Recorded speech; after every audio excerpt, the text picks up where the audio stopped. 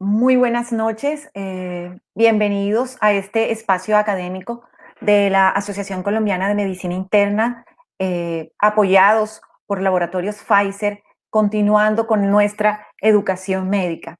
En la noche de hoy vamos a hablar sobre las infecciones mixtas e infecciones multidrogo resistentes, con dos charlas a cargo del doctor Freddy Guevara y del doctor José Fernando García. El doctor Freddy Guevara es médico internista de la Universidad del Bosque, infectólogo de la Universidad Nacional, trabaja en la Fundación Santa Fe de Bogotá y en la Clínica Colombia, docente de la Universidad de Caldas y la Universidad del Rosario. Durante la presentación del doctor Freddy Guevara, vamos a poder tener la oportunidad de interactuar con algunas preguntas que van a estar dentro de su conferencia. Para poder contestar a estas preguntas, debemos descargar la aplicación Poll Everywhere o pueden unirse al link que más adelante será mostrado en la pantalla. Bienvenido, doctor Freddy Guevara. Hola Lucía, buenas noches. Muchas gracias por la presentación.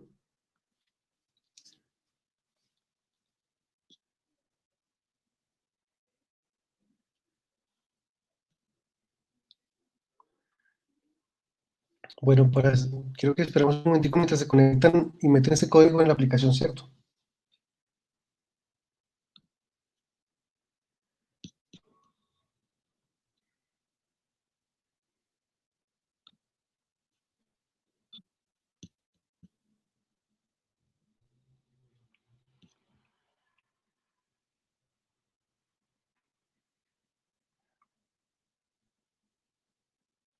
Bueno, cuando tú me digas, comenzamos.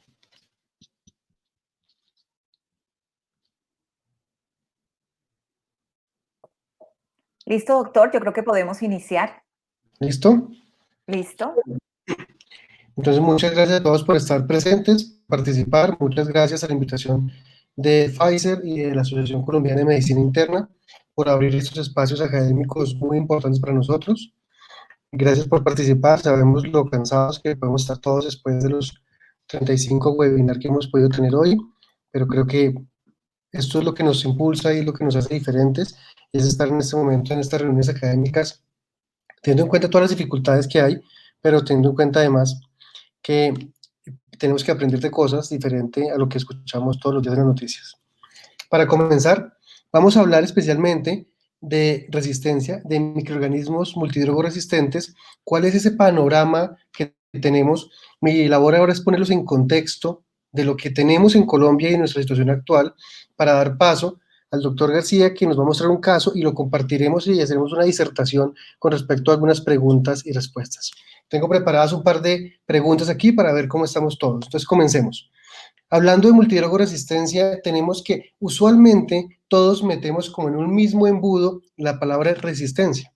Y usualmente encontramos que alguien habla de multiresistencia cuando ve muchas R's en un antibiograma, pero sabemos que hay criterios específicos determinados que se han establecido, y los primeros en hacerlo fue la Sociedad Europea de Infectología, de cuáles son aquellos criterios de multidrogoresistència, pero además que es extremadamente drogoresistente y que es pandrogoresistente.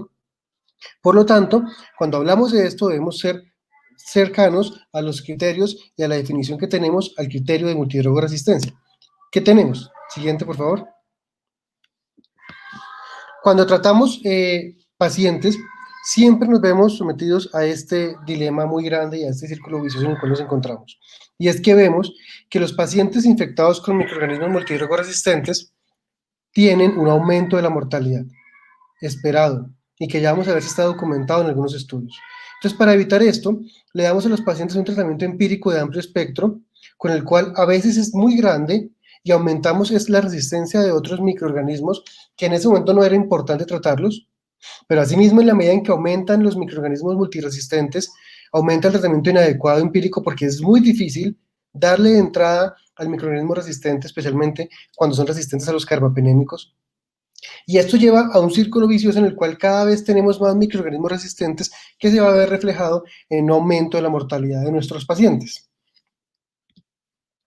En la siguiente, en la siguiente vemos una revisión sistemática publicada en el año 2019, en el cual evalúa aproximadamente 11 estudios, en el cual encontramos que definitivamente tener o ser portador y tener una infección por gérmenes multidrogos resistentes, especialmente en el contexto, en la anterior diapositiva, perdón, vemos que tendrán un aumento de la mortalidad aquellos pacientes que estén infectados por una enterobacteria resistente a carbapenémicos, especialmente 2 a 3 veces mayor mortalidad.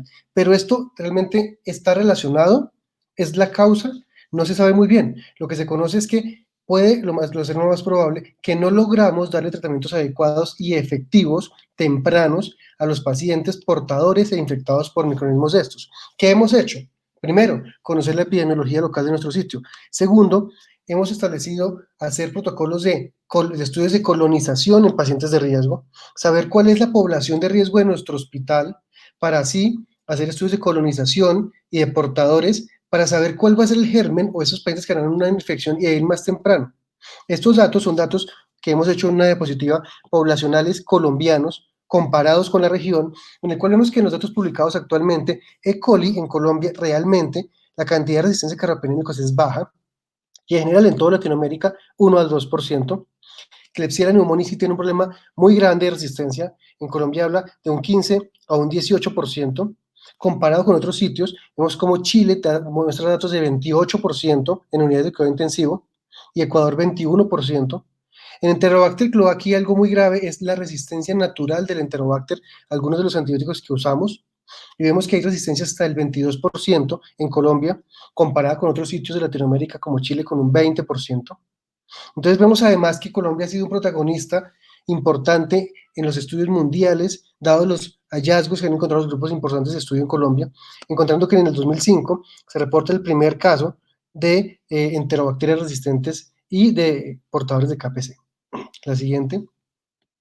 Entonces vemos en esta línea de tiempo cómo en Colombia ha aparecido, en una publicación reciente que les recomiendo, cómo ha aparecido una cantidad de enzimas y una cantidad de datos que aparecen desde el 2001, arriba vemos todas las BLE, y abajo vemos la resistencia a carbapenémicos, y vemos cómo las primeras KPC aparecen por allá en el 2005, en el 2006, y después empiezan a aparecer cada vez más, aparecen las metalocarbapenemasas, asimismo aparecen las enzimas tipo OXA, y vemos ya para el 2015-2016 que tenemos una gran cantidad de enzimas en todo el panorama que tenemos de resistencia, y ya en Colombia tenemos muchas, no solo este TXM, tenemos otras, tenemos además carbapenemasas, tenemos KPC y todas las subtipos de ellas, tenemos metalocarbapenemasas, tenemos tipo OXA, y esto es lo que nos enfrentamos todos los días en Colombia, y ese es el panorama que tenemos. En la siguiente, vemos cuál ha sido esa tendencia en Colombia y especialmente en cuidado intensivo y hospitalización de enterobacterias, fermentadores y no fermentadores, en cuidado intensivo y en hospitalización. Y ven ustedes cómo en esta gráfica que muestra 6 años hay un aumento notable, especialmente en Klebsiella pneumoniae, en Pseudomonas aeruginosa. También vamos a verlo aquí. En la siguiente diapositiva vemos cómo esta tendencia de resistencia pasa en todos, y aquí vemos algo más grave que tenemos en el país, y es la resistencia que hay de Pseudomonas aeruginosa y de Acinetobacter baumannii. Acinetobacter baumannii, veremos en una diapositiva adelante, es un problema muy grave y muy importante en Colombia, pero más en algunas zonas geográficas del país. Así que como la tarea mía es mostrar el panorama en Colombia, tengo que mostrarles esta tabla en la cual está el mapa de Colombia y tiene pintados dentro de ellos las zonas donde se ha encontrado mayor resistencia y los tipos de enzimas que se han encontrado. KPC, BIM, otras coinfección, OXA y demás, pero vemos que además tenemos un sesgo del sitio de diagnóstico, y es que encontraremos más enzimas en el sitio donde más se estudian. Así entonces Bogotá, el Valle del Cauca, Antioquia, algunas zona norte, tendrán más datos, pero no es que solamente las tengan aquí, realmente tiene que ver más es con los estudios que se hacen en esas zonas y los datos que tenemos publicados especialmente en esas regiones. Entonces en la siguiente podemos ver cuál es la distribución en uno de los informes, creo que más importantes que tenemos en Colombia, con respecto a los resultados de vigilancia de laboratorio de la resistencia antimicrobiana y especialmente a lo que tiene que ver con carbapenemasas. Primer mensaje, y por eso lo ponemos en amarillo resaltado y en rojo. Decir resistencia a carbapenémicos en Colombia no es igual a carbapenemasas. ¿Cuál es el error que se comete usualmente? Es que alguien toma un antibiograma y ve una R en un carbapenémico y automáticamente dice, es carbapenemasa. No importa si es el MIG, no importa la bacteria que tenga, no importa nada, tan pronto ven una R en un carbapenémico, siempre la tentación es decir, tiene carbapenemasas. Y no todo es carbapenemasas. Vean ustedes esta gráfica publicada por el Instituto Nacional de Salud, en el cual se ve que en enterobacterias el 87% son carbapenemasas, pero asimismo el 13% no lo son. Pero vean especialmente en pseudomonas. En pseudomonas el 25% de la resistencia a carbapenémicos no es dada por carbapenemasas, son otros mecanismos diferentes a las carbapenemasas lo que nos está dando esta información. Solo 76% es carbapenemasas. Tal vez en Acinetobacter baumannii sí cambia y el 97% sí es resistencia por carbapenemasas. Pero en general en Colombia, entre el 15 y el 20% no son carbapenemasas. Para un mensaje importante.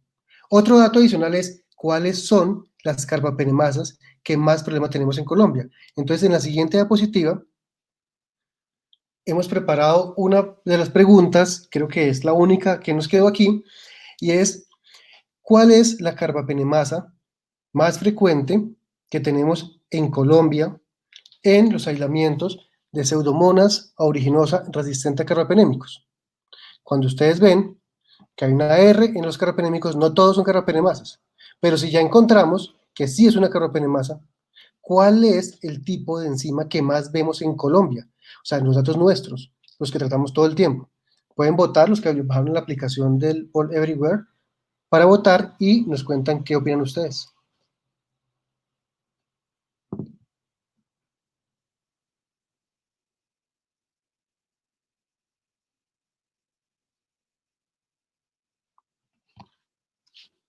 Listo, vamos a ver qué resultados encontramos.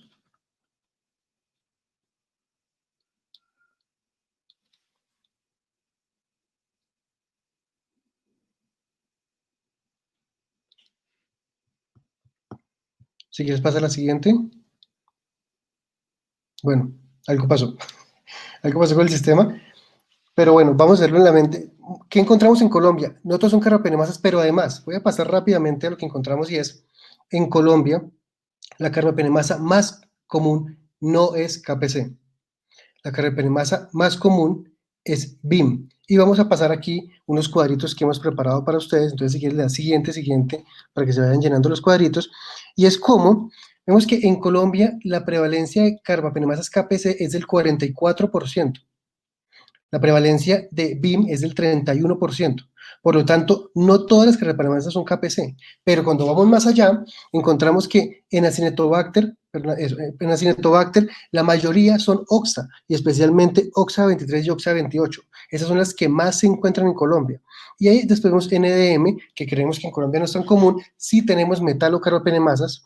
Vean en Pseudomonas, la respuesta a la pregunta es, la carbapenemasa más común en Colombia encontrada es BIM, el 61% es BIM, el 28% es KPC, el 9% es una coproducción de ambas enzimas. Entonces vemos que no todo es carbapenemasa y no todo es KPC. En Klebsiella pneumoniae, especialmente en las enterobacterias, sí encontramos que el 70% es KPC, pero no todo es KPC. Un 19% puede ser Nueva Delhi metalo-beta-lactamasas, metalocarbapenemasas, BIM y la coproducción de todas estas. Entonces vemos que la distribución en Colombia es bastante diferente a lo que vemos en otros sitios y esos datos debemos conocerlos. ¿Por qué? ¿Por qué es tan importante conocer esto? Porque estos datos son los que nos van a permitir saber, a la luz de la evidencia, cuáles son las mejores opciones terapéuticas que tenemos para los pacientes. Ya vemos que las herramientas tecnológicas de diagnóstico son importantes porque son las que nos van a permitir saber qué antibiótico es el mejor para cada paciente. Ya no es solamente mirar el antibiograma y mirar los MIC, sino miremos cuál es el mecanismo de resistencia, miremos cuál es la enzima que genera la resistencia para de esta forma establecer si son serina-carbapenemasas, metalo-carbapenemasas y de esta forma establecer las mejores opciones terapéuticas que tenemos en la terapéutica actual. Entonces en la siguiente vemos un mapa en el cual se establece todas las enzimas que tenemos en Colombia y todos los aislamientos que tenemos en general, en el cual encontramos que tenemos de todo. Se está presentando KPC, PIM, OXA, NDM, GES, entonces tenemos todas las enzimas carbapenemasas en Colombia en los diferentes sitios donde hacen los estudios. En la siguiente, vemos aquí que además hay un fenómeno que para todos no es tan común, y es que tenemos una coproducción de enzimas. No solo es una, sino que son varias. Esto va a ser radical y va a ser muy importante para establecer diagnóstico y terapéutica. La coproducción de enzimas carbapenemasas es un problema en el cual no todos los medicamentos nos van a servir en todos los escenarios. En la siguiente, vemos las tres siguientes diapositivas son muy importantes porque encontramos como en Colombia, nosotros son de Colombia, y las tres diapositivas que vienen son muy importantes porque muestran qué pasa con las bacterias específicas en resistencia a carbapenémicos, también en betalactamasas, pero no es el tema de discusión hoy, en las diferentes entidades territoriales en Colombia. Vean ustedes qué pasa con E. coli. E. coli resistente a carbapenémicos, vemos diferencias bastante grandes. Es así como en Meta vemos 9.5% de resistencia y en otros vemos 0.4, 0.2%. Vemos 4.2% en Barranquilla. Entonces pareciera que sí hay una diferencia geográfica en la resistencia a carbapenémicos en esta bacteria, en E. coli. En la siguiente diapositiva vamos a ver entonces Klebsiella pneumoniae. Y Klebsiella pneumoniae sí tradicionalmente tenemos más resistencia. Ven ustedes que todas las columnas son más grandes, todos los números son más grandes y en todas las entidades territoriales en Colombia tenemos más datos. Vemos como en Meta hablan del 26%, 15% para el Valle, 19% en Barranquilla, 13% en Caldas y en Bogotá 14%. Entonces vemos que hay un rango bastante grande y hay algunos sitios que o no tienen tanto o no tienen tantos reportes y así vemos como en los diferentes sitios en Colombia se puede presentar. En la siguiente diapositiva vamos a ver entonces Pseudomonas aeruginosa y Acinetobacter baumannii. Y aquí sí que son más grandes los números. Vean ustedes qué pasa con Pseudomonas aeruginosa. Datos del 25, 27, 29% de resistencia a carbapenémicos, con diferencias más pequeñas. Vea cómo la mayoría están entre 27 y 29%. Bogotá 31%, Cundinamarca 24%, Caldas 27%, Barranquilla 24%, Risaralda 19%, y vemos además el más temido de todos, que ustedes lo ven aquí en rojo, intencionalmente se pone en rojo para que sea más evidente, y es, vea, la tragedia de resistencia en Acinetobacter baumannii. Definitivamente hay sitios puntuales en Colombia donde Acinetobacter baumannii es un problema mayor en prevalencia. ¿Cuáles son los dos sitios más problemáticos y con más complicaciones que tenemos? El eje cafetero y Cúcuta y Norte Santander. Vean ustedes qué pasa en Caldas. Ustedes encuentran que el Acinetobacter baumannii aislado en los datos que tenemos en Caldas muestra 80% de resistencia a carbapenémicos. Así mismo vemos como Norte de Santander muestra 64, 68.4%, Huila 68%. Entonces vemos cómo realmente es un problema, no en todos los sitios, pero en algunos sí. Y en alguna población, especialmente, por ejemplo, en pacientes inmunosuprimidos y en pacientes quemados, es cuando más lo vemos. En la siguiente diapositiva, vamos a ver entonces cuáles son los factores de riesgo de los pacientes. Ya conocemos cuál es nuestra casuística, qué es lo que pasa en Colombia, cuáles son los datos actuales. Ahora, ¿cuáles son los factores de riesgo? Pues indudablemente, usar carbapenémicos es el primero. Ustedes ven aquí, el poder y la fuerza para tener este factor de riesgo es muy alta. Usar carbapenémicos es el más importante. Por esa razón, el uso de carbapenémicos debe ser restringido. No podemos estar usando carbapenémicos en todos los pacientes. Un mensaje muy importante que vemos ahora en una revista diaria que hacemos en la Fundación, en conjunto con Neumología, que están por aquí presentes, y en Cuidado Intensivo y Medicina Interna, que están por aquí también, es que la cantidad de sobreuso de antibióticos en pacientes con neumonía y con COVID es absurdo. O sea, se está usando demasiados antibióticos. Casi que se está poniendo antibióticos en todos los pacientes con neumonía severa por COVID. Y a veces se usa mucho carbapenémico. Nos llegan los pacientes con 2, 3, 4 días de uso de carbapenémicos y es muy complicado ya impactar en esto. Hoy preguntábamos en la revista, ¿cuál va a ser el precio y el impacto de la resistencia post-pandemia? ¿Cómo vamos a estar después de esto cuando ahora se está permitiendo un uso deliberado de antibióticos y cuando no sabemos específicamente saber cuándo sí hay una coinfección bacteriana y cuándo no? Porque vemos que los biomarcadores no tienen tantos estudios al respecto. Entonces, esos factores de riesgo están y van a quedar todo el tiempo y los tendremos que ver en los pacientes. En la siguiente, vemos aquí otros factores de riesgo de menor relevancia, pero que cada vez vemos más y es escenarios de cuidado intensivo. En cuidado intensivo, los pacientes tienen dispositivos invasivos, soportes hemodinámicos y es el escenario perfecto para que se presente la colonización por cada uno de esos gérmenes y posteriormente una infección diseminada. En la siguiente, Vemos entonces cuál es el impacto. ¿Cuál es el impacto en la mortalidad y cuál va a ser la mejor estrategia? Ya sabemos que eso es un problema importante, ya sabemos qué pasa en Colombia. Ahora la última parte, de los últimos 5 minutos, me voy a referir a cuáles son las estrategias terapéuticas que tenemos. Entonces vemos un estudio clásico, que es el estudio de Tumbarello y el grupo italiano, en el cual se encontró como datos relevantes que las KPC no todas son iguales. Hay subespecies de KPC dentro de ellas. ¿Qué encontró? Que hay una gran cantidad de terapia inadecuada. Más de la mitad de los aislamientos y de los pacientes no tenían terapia adecuada. La mortalidad fue muy alta, 34%. Pero lo más importante es que la mortalidad en los grupos de combinación de medicamentos antibióticos fue menor que en el grupo de monoterapia. Y fue uno de los estudios primeros que tuvimos, donde arrancamos todo a conocerlo, y es la terapia combinada es mejor porque los antibióticos que tenemos solos no son buenos para tratar esas bacterias. Y por eso tenemos que echar mano de lo que tenemos y de combinaciones a veces, y ese es el problema, muy tóxicas. Muy tóxicas, y eso es lo que nos preocupa a los infectólogos y a los intensivistas cuando vemos estos pacientes. En la siguiente, vamos a ver la tabla, donde muestra que definitivamente lo que podía llegar a proteger a los pacientes de morir en ese estudio era dar terapias combinadas, dar terapias en las cuales había más de un medicamento. ¿Y por qué? Porque no conocemos el medicamento a este momento que le servía a ese paciente específicamente.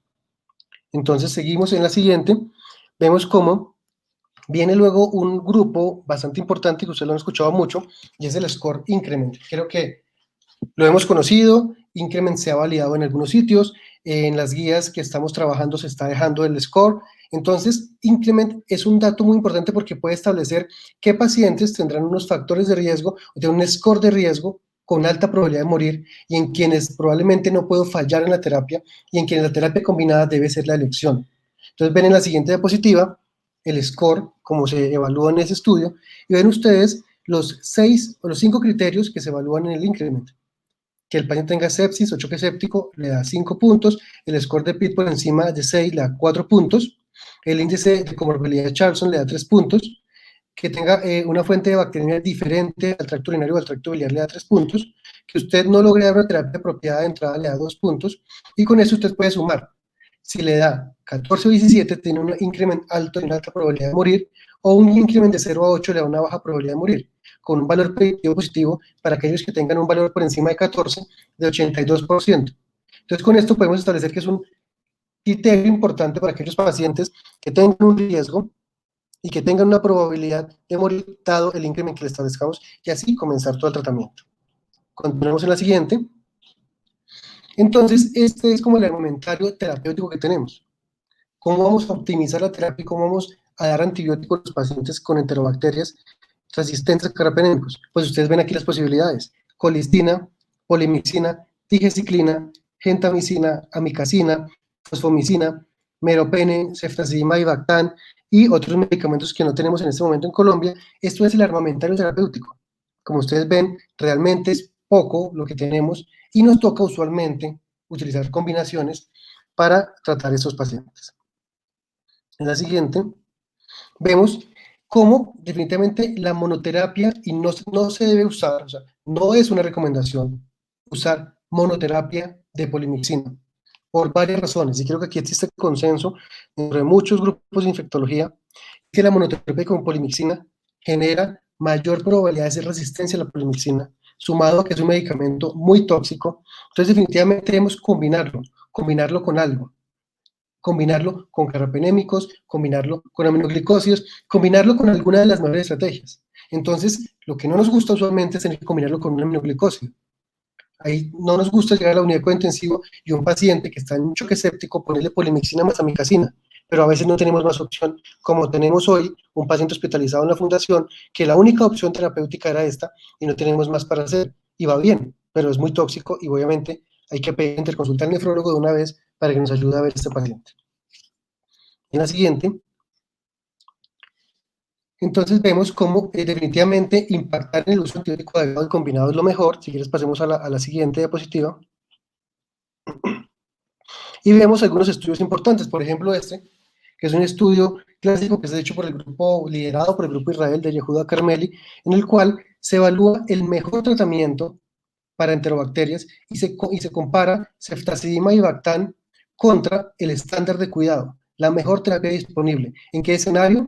En las infecciones por Pseudomonas aeruginosa y por enterobacterias en infección del tracto urinario complicadas y en infección de intraabdominales complicadas. ¿Qué encontró el estudio? Vemos aquí en la gráfica que no hay inferioridad, no hay superioridad del comparador con respecto a la terapia, a la mejor terapia disponible.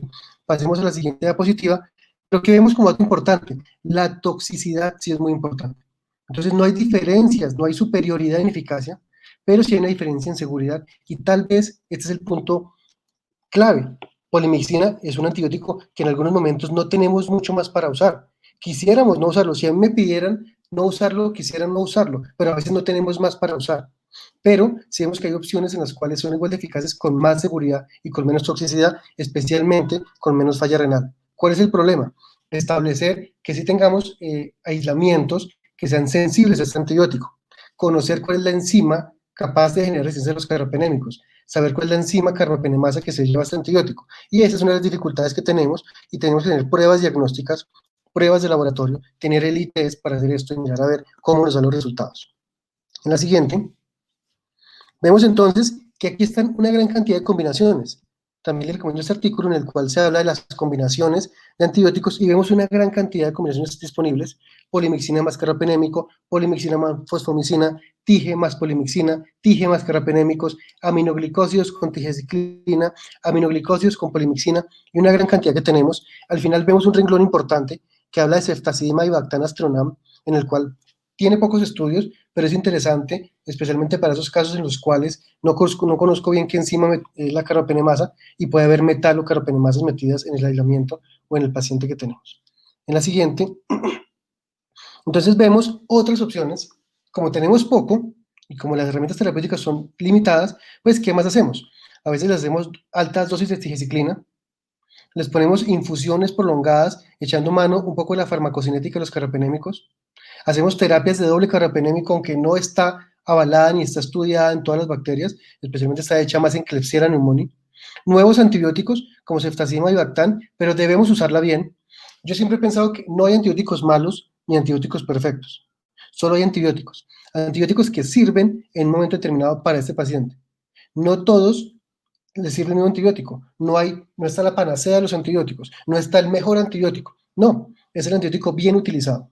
Así que estos nuevos antibióticos tienen su nicho, tienen su grupo en el cual se puede utilizar y ahí es donde se debe hacer. Por ejemplo, ceftazidima y bactan, meropenem, bactan, plasomicina y todos los demás que tenemos hasta ahora, cefidrocol, con esperanzas que puedan servir en algunos escenarios con dos problemas grandes, y es que no hay muchos estudios para Acinetobacter baumannii y no hay muchos estudios para metalocarbapenemasas. Entonces esperaremos a ver para dónde van todas esas herramientas terapéuticas. En la siguiente, entonces vemos además estas nuevas combinaciones que tenemos, estos nuevos antibióticos y estas nuevas combinaciones que aparecerán. Esto es lo más nuevo de lo que está llegando y son antibióticos en fase 2 o en fase 3, en el cual esperaremos para dónde van. La mayoría, que si ustedes se dan cuenta, no hay nada supremamente nuevo, no hay nada extraordinario, no hay un nuevo blanco terapéutico, no hay un nuevo antibiótico revolucionario. Es la combinación de echar mano de lo que hay, combinado con Avibactam, combinado con los demás, a ver cómo nos va con todo esto.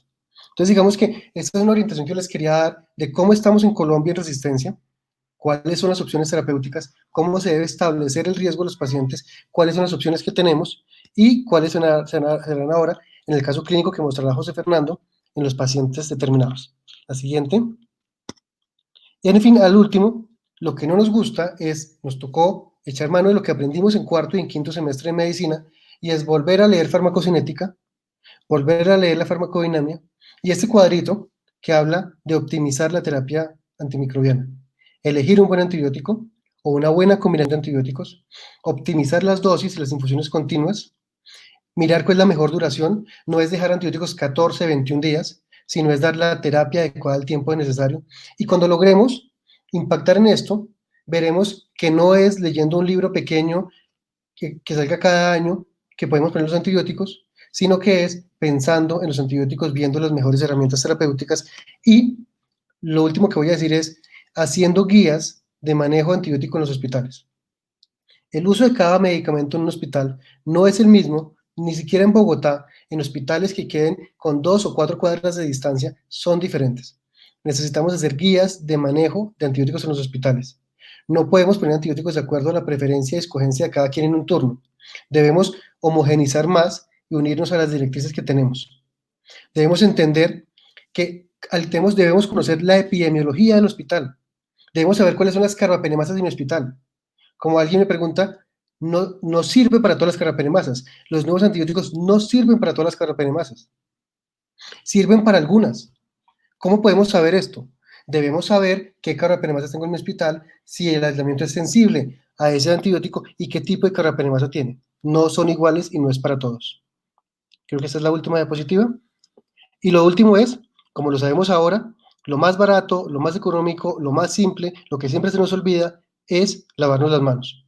Esto no vale mucho más. Esto no es alta tecnología, es lavarse las manos. Pero aún, el regaño al final, ¿cuál es? Aún vemos que con el escenario pandémico tan grave que tenemos, las tasas de lavado de manos, el porcentaje de lavado de manos ha mejorado.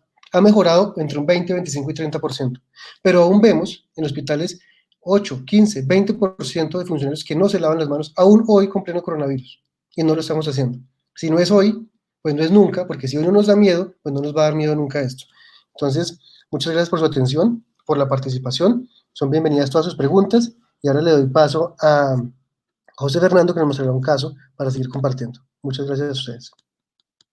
Muchísimas gracias, doctor Freddy, por excelente exposición, por mostrarnos el panorama que tenemos de la resistencia bacteriana en Colombia y recalcarnos la importancia que tenemos del conocimiento de esta en nuestros hospitales y cómo debemos enfocarlo y sobre todo las medidas del lavado de manos que debemos tener todos los profesionales de la salud, no solamente en esta época de pandemia, sino siempre en nuestro ejercicio profesional. Se les recuerda que pueden ir colocando en el chat las diferentes preguntas que vayan surgiendo a lo largo de las conferencias.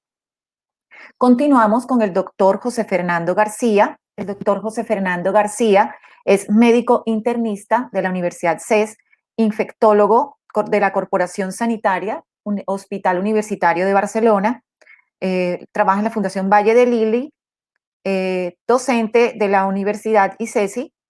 Bienvenido, doctor García. Les recuerdo a todos que para poder interactuar con las preguntas que se vayan a realizar a lo largo de la exposición del doctor José Fernando, pueden bajar la aplicación o se pueden conectar también por el link directamente desde Internet. Bienvenido, doctor García.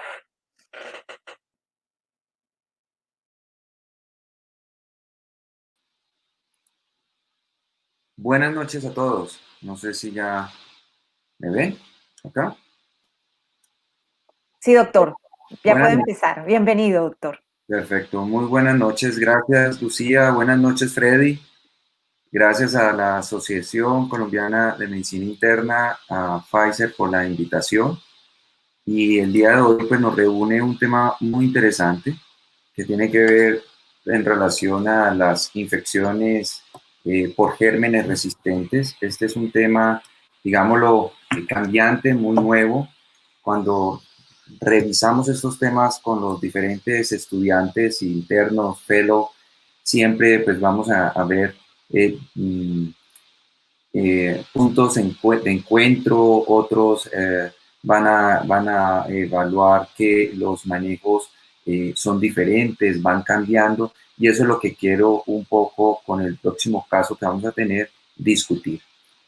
Para poder hacer un poco más participativa la reunión, quisiera que descargaran esta app, que la pueden encontrar en el Play Store o en el Apple Store, que se llama Poll Everywhere, y van a colocar en el código de la presentación José García Go 589, que ese es como el vínculo para la clase. Ahora se los vuelvo a presentar. Como ya nos comentaba Lucía, trabajo en la Fundación Valle de Lili y estoy vinculado a la Universidad ICESI como docente y en la parte de la coordinación del internado. Esta es la clave, José García Go 589, para que por favor ojalá participe la mayor cantidad de personas y así podamos hacer práctico esta actividad académica. Esa es mi declaración de transparencia.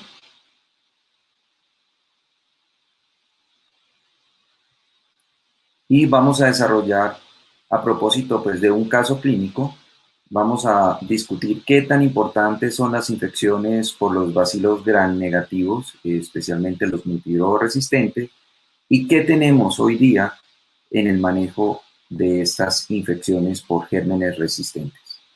Entonces vamos a empezar con este caso clínico. Este es un caso que todos pueden participar en el PoleWeb. Este es un hombre, un varón profesional de salud, 43 años. El paciente ha sido manejado en otra institución, él se encontraba de vacaciones y precisamente le cae el confinamiento, se encontraba pasando sus vacaciones en el eje cafetero, presenta una peritonitis en relación a una apendicitis aguda, es manejado, el paciente tuvo unas complicaciones donde estuvo, tuvo que ser llevado a una esplenectomía, tenía una fístula intestinal, varias rafas intestinales. El paciente tiene una infección por una E. coli, recibe su tratamiento antimicrobiano con piperacilina tazobactam, tiene una evolución, digámoslo, estacionaria y es remitido para su evaluación en nuestra institución. A su ingreso, el paciente, si ustedes ven, en la tabla que les he colocado a mano derecha, ven los leucocitos, llega con 16.000, tiene una hemoglobina en 8, plaquetas de 759.000, una creatinina en 0,34, una PCR en 5 miligramos por decilitro, los hemocultivos, se los adelanto en ese momento, van negativos, y el ácido láctico a su ingreso de 0,6. El paciente está discretamente taquicárdico, no está hipotenso, está alerta. El paciente tiene una sonda de nutrición, algo desacondicionado y con su drenaje abdominal. Se le hacen estas imágenes a su ingreso, como ustedes pueden ver. El paciente tiene un dren a su colección, pero realmente lo único que se visualiza es un hilio, no tiene colecciones, digámoslo, importantes, y este paciente es pasado a piso y solicitan la evaluación del médico internista para definir cuál sería su manejo. Entonces los invito para que voten. ¿Ustedes considerarían que el paciente debería continuar con una pauta de piperacilina tazobactam, continuar una pauta de meropenem asociado a vancomicina, iniciar una pauta de amicacina, polimixina o tigecyclina, o suspenderían el manejo de los antibióticos? Entonces los invito para que por favor voten.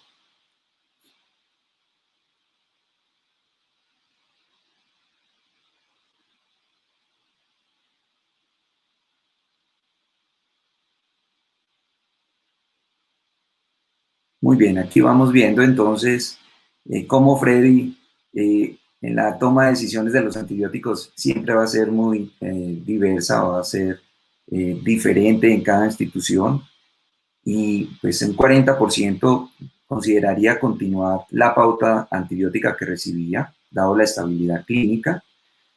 Un tercio de los participantes, a ver, esto está ya que se mueve, que no, consideraría continuar la pauta salvadora, la que yo digo, el combo 1 de los intensivistas, meropenem asociado a vancomicina, ya va decantándose un poquito. Un 6% consideraría iniciar una pauta de un aminoglicósido, polimicina con tigecyclina, y vemos un 26% que suspendería el antibiótico. Entonces aquí está la foto de la realidad nacional, de la realidad en las instituciones, cómo la escogencia del antibiótico pues va a ser diferente, cómo estamos abordando ese paciente y los elementos que tenemos. Este paciente entonces, ahora les cuento un poco cuál fue la decisión que se tomó. El paciente continúa con su drena abdominal que está funcionando, no presenta fiebre, tiene un dolor abdominal moderado y se le realiza una nueva analítica que muestra unos leucos de 14.000, una hemoglobina 7,9, unas plaquetas de 650.000, una PCR en 10 miligramos por decilitro y un hisopado que muestra que tiene una enterobacteria resistente a carbapenem. El paciente, frente a esta situación, se le hace un nuevo control y se evidencia que tiene esta colección, ¿vale? Aquí vemos en el sitio un poco más abajo vamos a encontrar la salida del DREN, pero vemos que el paciente rápidamente está generando la colección y ese DREN no nos está funcionando. Ya Freddy nos comentaba acerca de la mortalidad de las KPC, pero no se nos puede olvidar, y esto ya son muchas cohortes y en este metaanálisis, lo que nos recoge es, mire, los pacientes que hacen una infección por una Klebsiella pneumoniae que es resistente a los carbapenem tienen una mortalidad mayor frente a aquellos que tienen una bacteria que es sensible. Y en las cohortes se han descrito una mortalidad hasta del 42% frente a 20% en las bacterias que son sensibles. Y no se nos puede olvidar que esta mortalidad es mayor en los pacientes que tienen bacteremia, en los pacientes que ingresan a una unidad de cuidado intensivo o pacientes que tienen un trasplante de órgano sólido. Estudios de mortalidad ya se han evaluado en Colombia, un estudio muy bonito que se publica el año pasado por el grupo de Medellín, encuentran que esa mortalidad es elevada en el paciente con KPC, hablando de 37%, y 17% en los pacientes que son susceptibles a las carbapenémicos. Entonces, es evidente que una infección relacionada por gérmenes MDR se va a relacionar a una mortalidad mayor. Freddy ya nos comentaba acerca de las escalas de tamizaje, pero esto empieza a ser controversial. Se han tratado de implementar scores europeos, scores del grupo de Tumbarello, del grupo de los italianos, del mismo grupo de los españoles, scores que nos permiten definir si hay colonización o hay infección. Y desafortunadamente muchas de las aplicaciones de estos scores se van viendo limitados o son difíciles al momento práctico de poderlos realizar. ¿Qué se resalta? Que estos escalas de tamizaje son, digámoslo, controversiales y que se recomienda que deben ser evaluados en cada institución estos scores para mirar si aplican o no en la institución donde están. Ya Freddy nos comentaba acerca de la epidemiología local, los patrones de susceptibilidad que debemos conocer y la disponibilidad de las pruebas rápidas es lo más importante para poder identificar oportunamente y así tratar.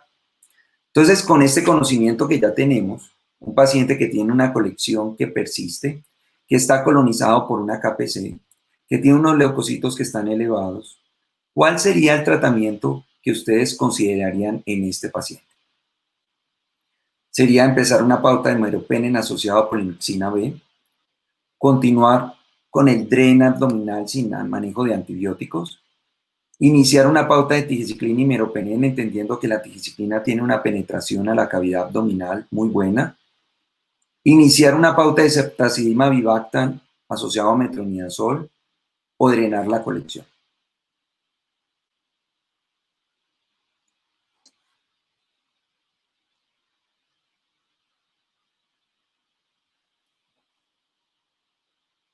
Bueno, aquí los invito para que voten, aquí vamos viendo.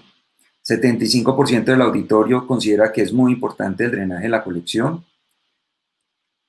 Y empezamos a ver pues un 8% que empiezan a tener opciones diferentes de tratamiento, meropenem polimoxina, el manejo del DREN sin antibióticos, aquí ya se retiró, pautas de tigecyclina con meropenem o ceftazidima avibactam. Muy bien, entonces aquí lo importante de esta respuesta es que más de la mitad, digamos, la mayoría de los participantes consideran que tenemos que drenar la colección. Eso fue un dilema porque efectivamente el grupo quirúrgico, pues en ese momento que ya estamos optando por procedimientos mínimamente invasivos, por la radiología intervencionista, están procurando que todos estos drenajes de estas colecciones sean a través de estas vías percutáneas.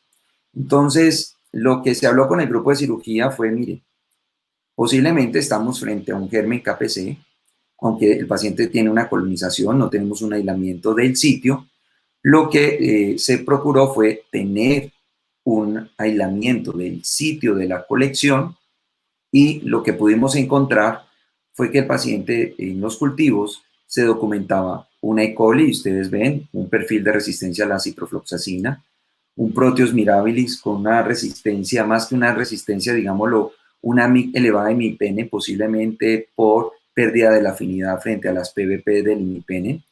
Teníamos un aislamiento de un Enterococo fecalis, que es sensible a la ampicilina, y una Klebsiella pneumoniae, que tiene un perfil que, si ustedes van a ver acá, vemos los carbapenémicos comprometidos, y lo que Freddy nos comentaba era si esto es o no por enzimas hidrolíticas o por mecanismos diferentes, como cierre de porinas, bombas de flujo. Realmente, en lo que más vemos en las Klebsiella pneumoniae, que son resistentes a los carbapenémicos, son enzimas hidrolíticas, y para eso pues vamos a corroborar haciendo diferentes pruebas. En nuestro laboratorio realizamos el test de carba-NP, que nos permite identificar rápidamente si tenemos una enzima que está hidrolizando. Entonces tenemos un paciente con una infección intraabdominal. Este es un paciente que no tiene un inóculo controlado. Es un paciente que está colonizado por una KPC y que evidenciamos una infección intraabdominal mixta que está presentando respuesta inflamatoria. Entonces acá es cuál sería el tratamiento a escoger. ¿Sería meropenem en dosis altas, meropenem con polimixina, meropenem con colistina o polimixina, como nos comentaba Freddy, ceftazidima avibactam asociado a metronidazol, tigeciclina con amicacina, ceftolozano tazobactam, huertapenem asociado a doripenem? Aquí los invito todos a votar. Aquí tenemos 100%, está votando por meropenem, polimixina y tigeciclina. Meropenem en dosis altas con colistina, 33. Ya empezamos a tener ceftazidima avibactam con ampicilina, un 22%. Y miren lo interesante, cómo la selección del antibiótico pues empieza a ser muy direccionado cómo se siente cada uno, ¿no? Aquí tigeciclina, amicacina, y también pues de los conceptos que se tengan del manejo de los antibióticos. Entonces esta foto nos va diciendo la escogencia del antibiótico, pues va a variar, depende de los grupos y donde nos encontremos. Tenemos meropenem, polimixina, tigeciclina, 38%, 43% ceftazidima avibactam, metronidazol, ampicilina, meropenem con colistina un porcentaje de la torta, meropenem con polimixina otros, debe ser que solamente tienen esta opción de la polimixina, y tenemos tigeciclina con amicacina. Ok, entonces vamos con este conocimiento. Sabemos que hay fármacos de segunda línea, y lo que Freddy, el doctor Guevara, nos comentaba es que han sido fármacos que hemos utilizado, por eso se llaman de segunda línea, es porque no son los mejores, son muy tóxicos y su efectividad no es la mejor. Entonces tenemos aminoglicósidos, fosfomicina, carbapenems, polimixina, tigeciclina. Y lo que el doctor Guevara nos comentaba era que para el momento de escoger el antibiótico tenemos siempre que pensar en ese huésped, desde su condición nutricional, sus comorbilidades, el antimicrobiano, cuál es la actividad intrínseca, por qué este paciente deberíamos tener un inóculo controlado o no, y también mirar lo que tiene que ver con el aislamiento microbiológico, su virulencia, su resistencia y lo que les comentaba, el control del inóculo. Afortunadamente, hoy día ya tenemos unos nuevos inhibidores que empiezan a darnos herramientas al momento de tratar los pacientes con infecciones que son multiresistentes. Los invito para que lean esta revisión del doctor Rodríguez Baño, que es un profesor español que lidera todo lo que tiene que ver con los tratamientos o el grupo de investigación en multiresistencia, tanto de la CEN como la Sociedad Europea, y es un documento muy claro que nos dice cuál es el panorama de cada uno de estos antibióticos. En las respuestas veíamos tratamientos combinados. Esta es una diapositiva que les coloco. Me llamó mucho la atención, esto salió publicado en el 2012 en el Congreso Europeo en Berlín, Y era muy llamativo, ¿no? La terapia combinada frente a la monoterapia. Evidentemente, la terapia combinada hasta hace mucho tiempo, hasta hace muy poco tiempo, fue el tratamiento, digámoslo, que empezó a fortalecerse en los diferentes grupos, en las unidades de cuidado intensivo, cuando nos enfrentábamos a estas bacterias resistentes. Esto debido a que nos daba mucho miedo, nos daba temor el dejar a un paciente en monoterapia con una infección por un germen resistente. Entonces, esta diapositiva que sale en su momento nos planteó una opción donde decían que los pacientes que recibían una terapia combinada, los resultados en el tratamiento eran mejor frente a aquellos pacientes que recibían monoterapia. Entonces, de esta información, que realmente son estudios de cohorte, tanto del grupo de Tumbarella como el doctor Daicos, nos hablaban que el tratamiento combinado era superior, no habían estudios, digámoslo, de ensayos clínicos, nos decían que el tratamiento combinado era mejor a la monoterapia y que estos tenía resultados favorables. Pasó el tiempo, ese meropenem que quedó en el insight de los médicos tratantes, de los intensivistas, de los internistas, ha quedado a lo largo de todos estos años y es evidente que cuando nos enfrentamos a pacientes que tienen una multidrogresistencia, en lo primero que pensamos es en el meropenem asociado a algo más. Pero lo que no se nos puede olvidar es que ya hablábamos desde el 2015 que las terapias combinadas con meropenem, y aquí vamos a mirar en la mortalidad, y aquellos pacientes que recibían un tratamiento donde llevaban meropenem, el meropenem es estas barras que son verticales, ¿ok? Frente a aquellos tratamientos que no llevaban meropenem, si lo ven acá, miren que había diferencia en lo que tenía que ver con mortalidad. Se morían más los pacientes que no recibían meropenem. Pero cuando se hiló un poco más fino y se vio que la MIC del meropenem era mayor de 8, y eso lo vamos a ver en la gráfica de al lado, miramos cómo con MIC mayores de 16, si el paciente recibía meropenem o no recibía meropenem, la mortalidad era igual. Había diferencia cuando la MIC del meropenem era menor a 8. En este paciente puntual teníamos una MIC mayor a 8. Ya nos comentaba el doctor Guevara los resultados de los estudios y especialmente este estudio que es el INCREMENT, donde veíamos que la terapia combinada, y esto ya es recientemente para el 2017, terapias combinadas frente a monoterapias, los resultados eran muy similares, pero había su diferencia cuando teníamos unos scores de mortalidad que eran mayores a 8. Y esto especialmente lo veíamos en pacientes que estaban en cuidados intensivos, en pacientes con bacteremia y que tenían diferentes comorbilidades.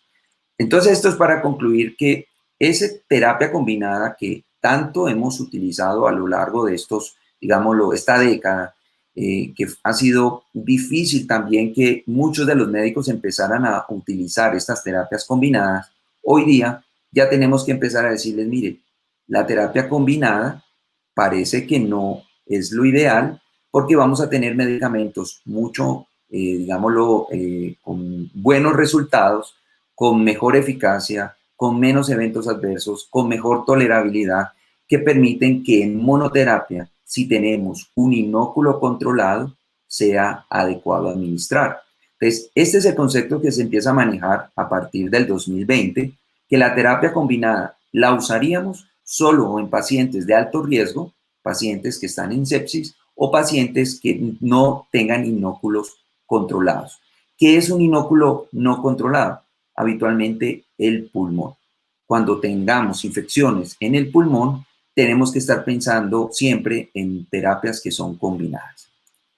Esto es para un poco comentarles que sí vamos a tener nuevos medicamentos, por eso vamos a tener nuevos inhibidores que tenemos disponibles. Vamos a centrarnos en la casilla de las enterobacterias.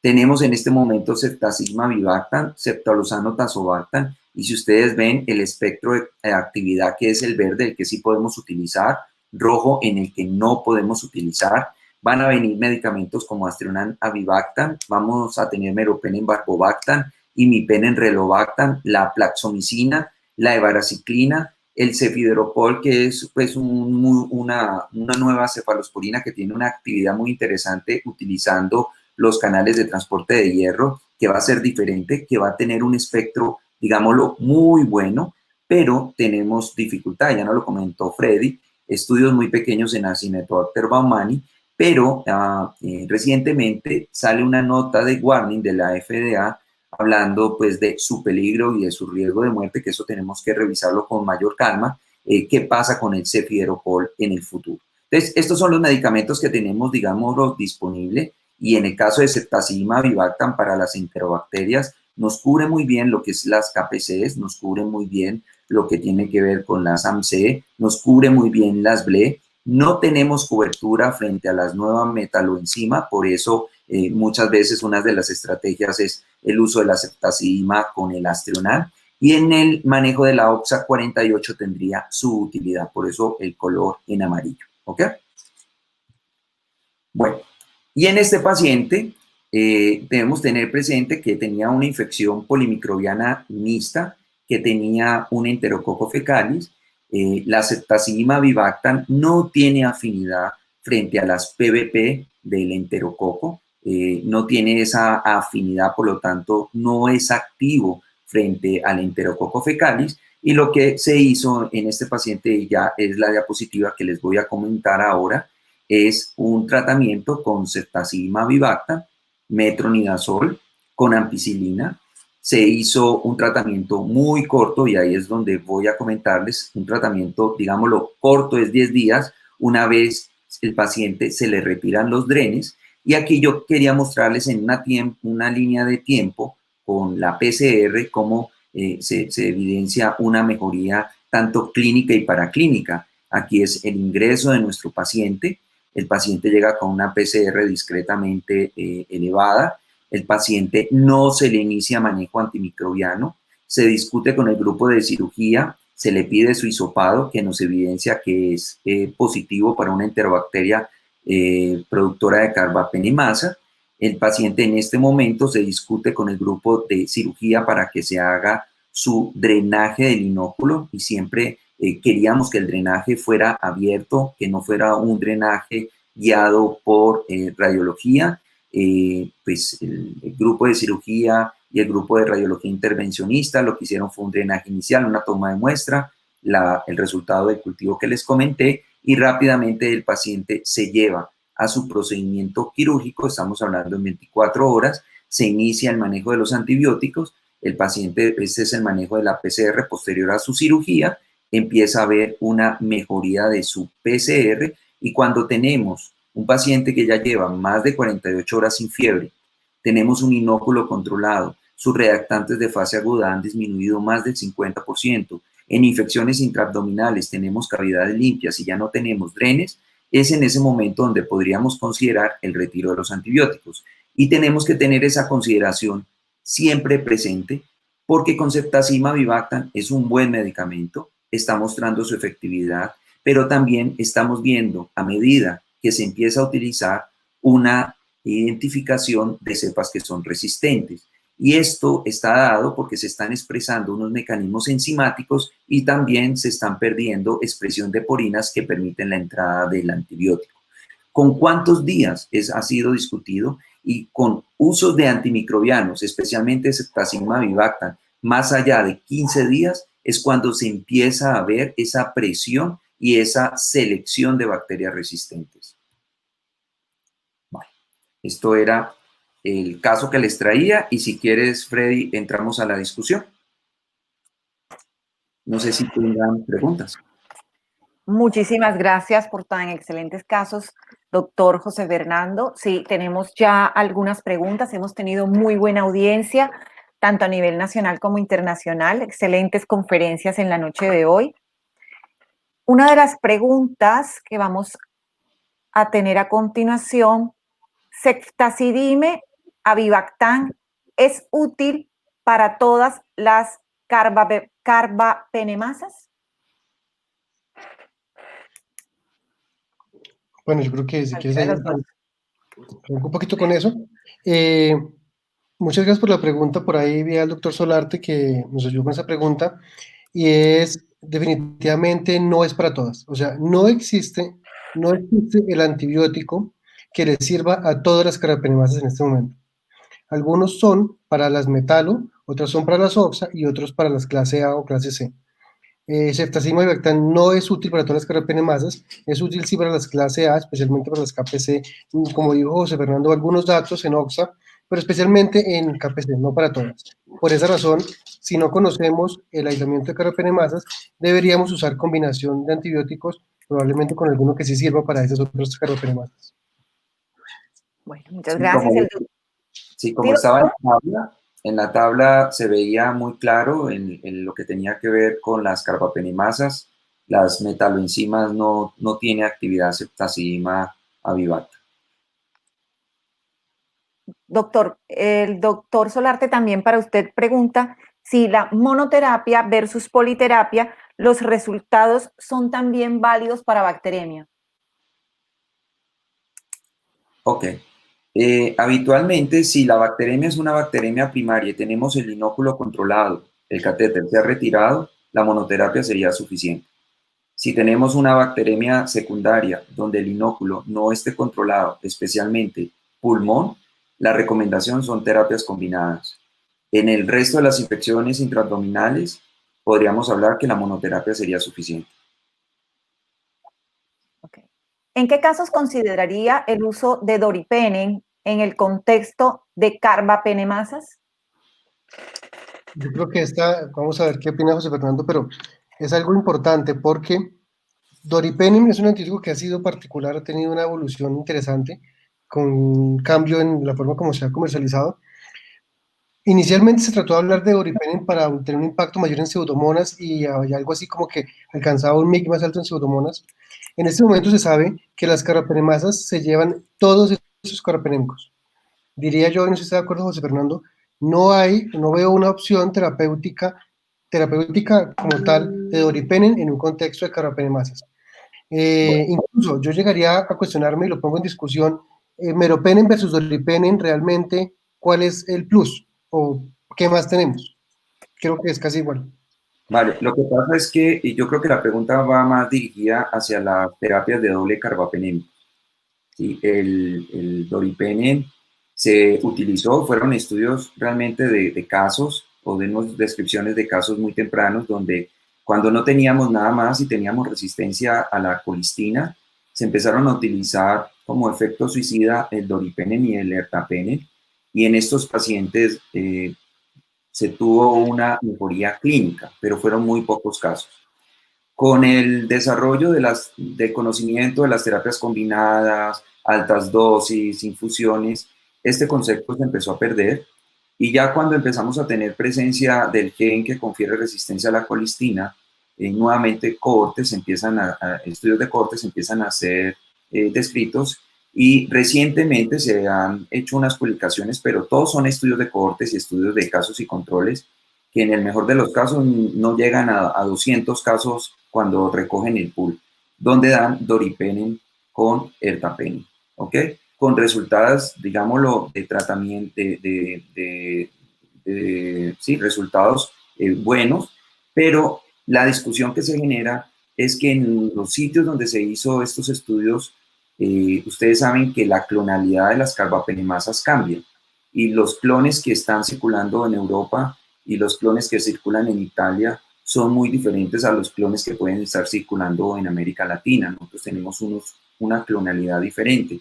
Entonces, extrapolar esos estudios a una área diferente a donde se han realizado, yo creo que no sería adecuado dar esa recomendación y tenerlo en mente en el panorama que se está tratando de rescatar estas terapias combinadas de doripenem con ertapenem, realmente es como un efecto suicida, pero la otra discusión que se genera es si realmente estas bacterias que son tan extensamente resistentes, su fitness bacteriano hace que cualquier cosa que le administremos logremos controlarla una vez se erradique el inóculo, porque debemos entender que estas bacterias, toda su energía la están utilizando en mantener mecanismos de resistencia muy complejos.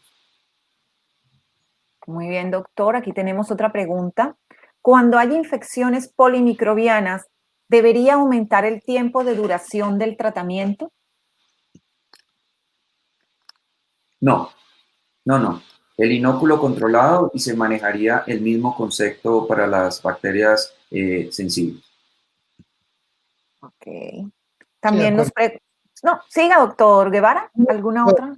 José Ok. Fernando, que el tener un escenario polimicrobiano nos cambia el tiempo de tratamiento y vemos que la tendencia actualmente es a no dar tratamientos prolongados en muchos días y enfatizar mucho en el control del foco. Si controlamos el foco, hablando por ejemplo de una infección intraabdominal, eso nos va a ayudar a disminuir tiempos de antibiótico. Y ya se sabe que el uso continuo y prolongado de antibiótico puede ser peor para impactar en resistencia y por eso se prefiere usos cortos. Inclusive ustedes han visto los estudios en otro escenario, en osteomielitis y en endocarditis, los estudios del New England el año pasado, donde se habla cada vez de esquemas más cortos y más dirigidos en esas patologías. Muy Sí. bien, doctor. Aquí tenemos muchas preguntas. ¿Cuál es la tasa de coinfección bacteriana en COVID-19 y cuáles serían los gérmenes más comunes? Bueno, por ahí hemos respondido algo similar. Hay pocos datos, digamos que los datos más grandes están hechos en el grupo del estudio de los chinos y en el grupo italiano, en el cual encontraron en uno 8 y en el otro 10%. La coinfección bacteriana en el escenario de neumonía COVID es bajo. ¿Y cuáles son los gérmenes más típicos, más comunes? Los mismos de la neumonía adquirida en la comunidad. O sea, aquellos pacientes con neumonía COVID que hacen coinfección bacteriana tendrán gérmenes adquiridos en la comunidad. Por eso el mensaje debe ser, aquel paciente en quien sospecho clínicamente y en exámenes una coinfección bacteriana, el manejo antibiótico es igual que el de una neumonía adquirida en la comunidad. No tenemos que escalar a carbapenémicos ni a penicilinas para tratar a esos pacientes. Y mensaje, no toda neumonía COVID severa debe ir con antibióticos. Sí, eso es algo, Freddy, que tenemos que resaltar en este momento, porque los pacientes ingresan con fiebre, con respuesta inflamatoria, pero tenemos que entender los tres estados de la misma enfermedad del COVID. En esas primeras 2 semanas, el riesgo de desarrollar procesos infecciosos bacterianos realmente es muy bajo. Lo que podemos tener son procesos de infección posterior a la neumonía postviral, pero eso se empieza a presentar a partir de la tercera semana. Entonces tienen que tener mucho cuidado porque esas primeras semanas de la hospitalización, donde empezamos a dar antibióticos, no tienen utilidad. Se empieza a presionar y a seleccionar bacterias resistentes, que en la tercera semana empezamos ya a limitar el uso de los antibióticos. Una consideración que sí quiero los diferentes grupos donde nos estén escuchando, por ejemplo, mi ciudad es una ciudad bastante cálida, Cali, es muy húmeda y en estos pacientes que hemos observado en nuestras instituciones, eh, lógicamente lo que tiene que ver con infecciones relacionadas a dispositivos, a catéteres. Entonces hay que tener mucho cuidado por la humedad, los cuidados de los catéteres, porque eso sí podemos hacer que el paciente empiece a presentar complicaciones de infecciones asociadas a la salud muy temprano y los ambientes cálidos pueden favorecer esta situación y si no hay un adecuado control. De las terapias combinadas, ¿cuáles generan sinergismo y son efectivas para suprimir la actividad de las carbapenemasas que a su vez sean asequibles en Colombia? Bueno, esos datos, hay pocos datos. Realmente, sinergismo con respecto a combinaciones, hay muy pocos datos. Yo mostré en una de mis diapositivas, pero bueno, no creo que valga la pena mostrarla, pero ahí en alguna de ellas, tal vez la penúltima diapositiva, se veía cómo hay muy pocas de ellas que han mostrado sinergismo in vitro. Por ejemplo, unos pocos estudios con ceftazidima y Bactrim astronam han mostrado sinergismo in vitro. Ceftazidima y Bactrim carbapenémico, un solo estudio, que fue un reporte pequeño de unos pocos casos. Aminoglicósido más tigeciclina, tres estudios que mostraron sinergismo. Polimixina más fosfo, polimixina más tige. Realmente de ellos pocos han demostrado sinergismo. Reducción en resistencia, muy difícil. Los datos son todos, entonces signo de interrogación. Entonces digamos que son como partes oscuras de la evidencia clínica y diagnóstica en la cual no hay mucho, y sumémonos a que demostrar sinergismo en antibióticos es muy difícil.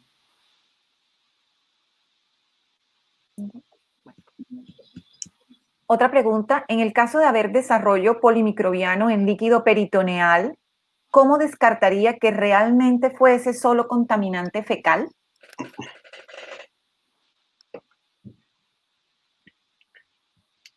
Bueno, digamos que punto muy difícil, y esto no es de ahora, esto es de toda la vida. Y creo que la pregunta pensaría que va un poco más es, ¿cuál es el papel real, por ejemplo, de enterococo y estafilococo cuando lo encontramos en infecciones polimicrobianas en abdomen? Teniendo en cuenta que enterococo siempre será la duda, y esto desde hace muchos años, ¿cuál es el real papel etiopatogénico de enterococcus y de estafilos en infecciones abdominales? No conocemos mucho, y cuando uno ve los últimos datos, enterococo es un factor de riesgo para mortalidad en infección intraabdominal.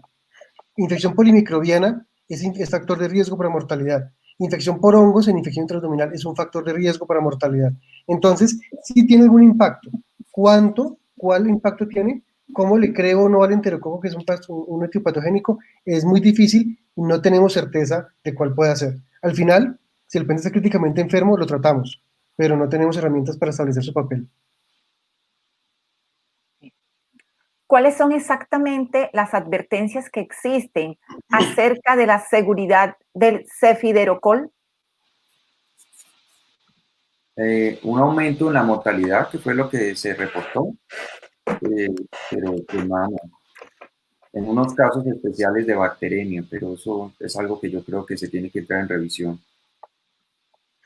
Sí, realmente fueron unos datos que se mostró, es una alerta en el cual inclusive el reporte dice no conocemos las causas, y habla de un aumento visto en la mortalidad en pacientes de cuidado intensivo, especialmente en esos pacientes que se encontró un poco más en neumonía nosocomial, en bacteriemia, pero inclusive el mismo alerta dice no se ha podido establecer cuál es la causa del aumento de la mortalidad.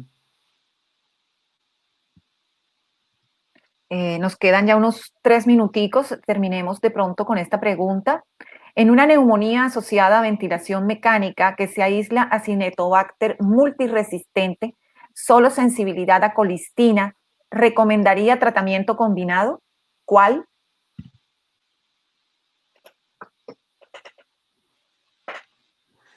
Bueno, vamos a ver, pregunta compleja. Hemos tenido algunos casos, neumonía. Si hay cosas difíciles, la neumonía por gérmenes resistentes carbapenémicos es de lo peor. ¿Qué hemos hecho muchas veces? No tenemos muchas herramientas, entonces los antibióticos que hemos hablado no llegan bien al pulmón, polimixinas y colistinas llega pésimo al pulmón, aminoglicósidos menos del 1% llega al pulmón, entonces las terapias que tenemos llegan muy mal a pulmón. Tigecyclina tiene unas advertencias grandes en neumonía, entonces no tenemos muchas herramientas. Así que lo que hemos hecho, pero no sé si lo comparten todos, en la práctica, un poco medidas desesperadas, utilizamos combinación de antibióticos inhalados con intravenosos. Y tenemos una revisión que hicimos juiciosa con los intensivistas de antibióticos inhalados, y a veces damos combinaciones de polimixina y aminoglicósidos o aminoglicósidos combinado con terapia intravenosa para neumonías asociadas a ventilador por gérmenes multiresistentes. Porque la sola terapia oral no nos deja tan tranquilos, más cuando la farmacocinética de los medicamentos no nos da credibilidad en pulmón. Correcto, no, es también, es muy difícil. Primero hay que establecer si realmente es el germen causante de la enfermedad, porque muchas veces es un aislamiento que puede no ser el causante del problema. En el caso de serlo, hay estrategias que se han utilizado desde hace mucho tiempo, y en esos casos hemos echado mano de la tigecyclina porque la Cinetobacter tiene actividad a altas dosis, a pesar que tiene una penetración, digámoslo, un volumen de distribución amplio, y en neumonías, pues los europeos no la han, digámoslo, reconocido, y pues tiene sus pegas desde el punto de vista americano en neumonía. Pero la Cinetobacter baumannii sería una opción, tigecyclina por su actividad. Rifampicina siempre ha sido un fármaco que hemos utilizado también en sinergismo. En estudios in vitro ha disminuido las unidades formadoras de colonia de Cinetobacter baumannii cuando se administran con colistina. Entonces ha sido uno de los fármacos también a utilizar. Y pues yo creo que aquí es un poco, nuevamente, tener inóculos controlados y terapias aquí de sinergismo, tigecyclina, rifampicina, colistina y mirar. Bien. Ya para terminar, porque hay varias preguntas, continúan las preguntas con respecto a este tema. Cuando en COVID-19 hay consolidaciones en el TAC de tórax, ¿se debe iniciar antibiótico? Bueno, yo creo que aquí no sabemos todo, creo que en COVID estamos cada vez aprendiendo más. No todo paciente que tenga una neumonía COVID debe tener antibiótico, no todo, o sea, no por decir neumonía COVID quiere decir que todos requieren antibiótico. ¿Qué hacemos nosotros? Evaluamos los patrones radiológicos y el contexto clínico del paciente. Un contexto clínico de un paciente que vemos sin fiebre, con algunos prodromos, sin leucocitosis, sin neutrofilia, con linfopenia, con marcadores de inflamación altos, con un patrón de consolidación, un patrón típico de COVID, no le ponemos antibiótico. Es un paciente que tiene un componente netamente viral, sin respuesta inflamatoria, sin fiebre, con un compromiso típico en la placa o en el ataque. Diferente el paciente que tenemos que debuta con fiebre, leucocitosis, neutrofilia, esputo purulento y además tiene una consolidación basal derecha. Este paciente y tiene una PCR COVID positiva. Este paciente tiene neumonía COVID más bacteriana y le ponemos antibiótico. Pero yo no tengo los datos porque lo estamos trabajando en el hospital. No, son pocos los pacientes a los que le iniciamos antibiótico en escenario COVID. Solo en esos contextos clínicos radiológicos que yo les he comentado. Hay una discusión, Freddy, si el papel de la procalcitonina. Yo te haría esta pregunta. Bien, hace 8 días lo estuvimos mirando y lo revisamos en la Junta COVID. Datos hay muy pocos. El papel de la procalcitonina tiene dos escenarios procalcitonina. Uno como predictor de mortalidad en COVID, y parece que sí, tener procalcitoninas altas en COVID aumenta 2 o 3 veces la mortalidad, pero ese no es el dato que más nos interesa. El punto es procalcitonina como coinfección bacteriana. En este momento hay un clinical trial francés que está recolectando pacientes desde abril, en el cual está tratando de mostrar el resultado de cuál es el impacto de aislamientos bacterianos y procalcitonina en ese paciente. Yo conozco, el único dato es un clinical trial que está en este momento en proceso de elaboración, no publicado. No conozco datos publicados que respondan a esa pregunta. Sí, lo único son reportes de las cohortes, tanto chinas y las españolas, donde la procalcitonina evidentemente era negativa, era normal, y en los pacientes que tenían infección bacteriana se iba a elevar. O sea, podría ser una ayuda para el momento de definir, uno, el retiro de los antibióticos y en el caso de iniciarlos, pareciera que pudiera ayudar al clínico a tomar esa mejor decisión. Pero nuevamente tenemos que ubicarnos en qué momento de la enfermedad estamos. Si estamos en esas primeras 2 semanas, el riesgo de infección es realmente muy bajo. Después de estas 2 semanas, o cuando estamos ya en esa fase inflamatoria, en esa fase de el SDRA, ahí es donde el antibiótico, digamos, pudiese tener su papel, ¿no? No empezar a presionar ni a seleccionar cepas desde tan temprano. Aunque es muy difícil cambiar los conceptos en las unidades de cuidado intensivo, ¿no? Bueno, muchísimas gracias, doctor García, doctor Guevara, por tan excelente ilustración. Agradezco a todos los que estuvieron con nosotros esta noche conectados por seguir apoyando a la Asociación Colombiana de Medicina Interna en estos espacios de educación médica continuada. Gracias a Laboratorios Pfizer por su apoyo. Continuemos en la academia, continuemos, a pesar del COVID, continuemos cuidándonos y los esperamos en una próxima reunión con nuestra asociación. Muchísimas gracias. Muchas gracias a todos ustedes. Muchas gracias. Buenas noches.